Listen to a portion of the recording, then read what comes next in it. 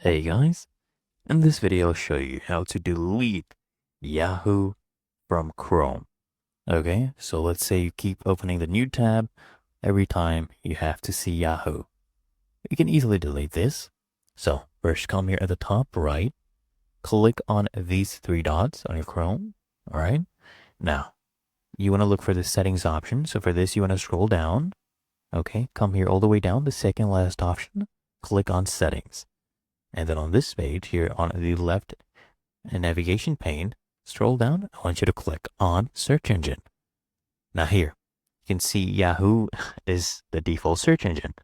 All you need to do is click on this, manage search engines and site search. Okay. Now, next to Yahoo, you will see these three dots. Right now, we're not able to click on this.